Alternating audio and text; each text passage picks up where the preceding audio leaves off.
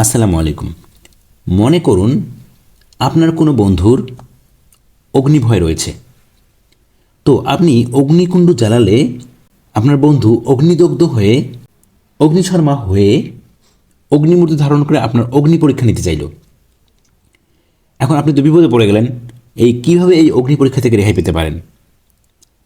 এখন আমরা কিভাবে অগ্নি পরীক্ষা থেকে রেহাই পাবো সেটাই আলোচনা করব লেসন 55-তে। তো শুরু করার আগে বরাবরের মতোই বলে নিচ্ছি, আপনারা যারা আমার চ্যানেলে নতুন তারা দয়া করে চ্যানেলটি সাবস্ক্রাইব করবেন, আর যারা সাবস্ক্রাইব করেছেন তাদেরকে অসংখ্য ধন্যবাদ। তাহলে কথা না বাড়িয়ে চলুন শুরু করা যাক। অগ্নি পরীক্ষা থেকে রেহাই পাবো। তো অগ্নি পরীক্ষা থেকে রেহাই পাওয়ার জন্য প্রথমে আমাদের অগ্নি সম্পর্কে জানতে হবে। তাহলে লক্ষ্য করুন, যদি কোনো বাংলা শব্দে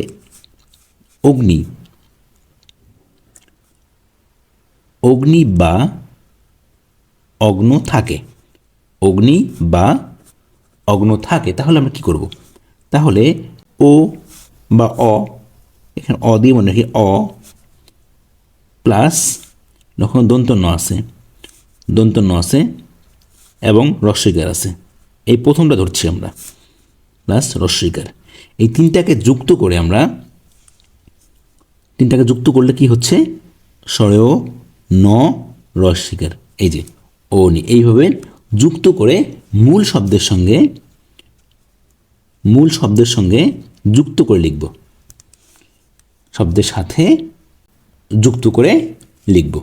তাহলে লক্ষ্য করুন, আমরা এখন আপনার কোনো বন্ধুর অগ্নিভয় রয়েছে, তাহলে ওই অগ্নিভয়টা কীভাবে কাটাবেন? অগ্নি ভয়, তাহলে অগ্নিটা লিখি আমরা অগ্নি, ঠিক আছে, অগ্নি হলো ভয়, অগ্নিভয় হলো ভয়, আমরা অগ্নিভয়কে তাকে বাঁচিয়ে দিলাম।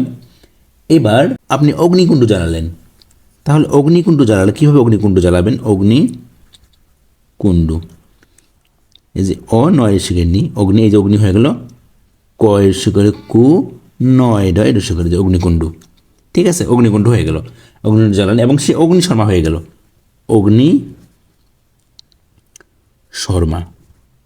অগ্নিশর্মা কীভাবে লিখবেন?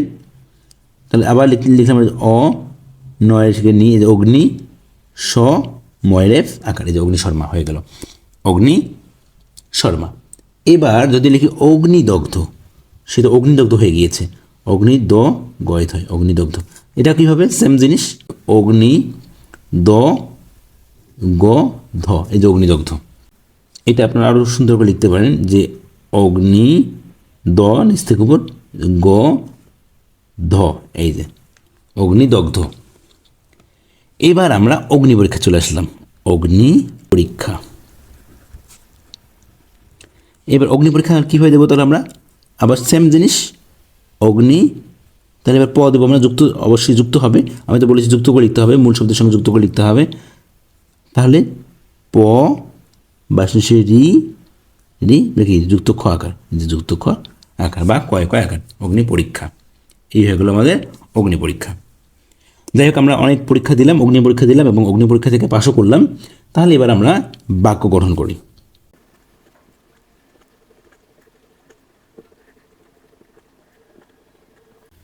লক্ষ্য করুন, আমরা লিখেছি অগ্নিবীণা কাজী নজরুলের একটি অগ্নিকাব্য। এটা তাহলে কীভাবে লিখবো আমরা? আপনারা চেষ্টা করতে পারেন। অগ্নিবীণা, এই যে অগ্নিবীণা কাজী নজরুল ইসলাম, কাজী নজরুলের, নজরুলু লে র, নজরুলের একটি, এই যে একটি, টিক্স অবলম্বন করলাম আমরা, একটি অগ্নিকাব্য। আবার যে অগ্নিকাব্য, এই যে অগ্নি, ঠিক আছে, দন্তনাশিনী দিল অগ্নি, ক আকার বয়, এই যে অগ্নিকাব্য।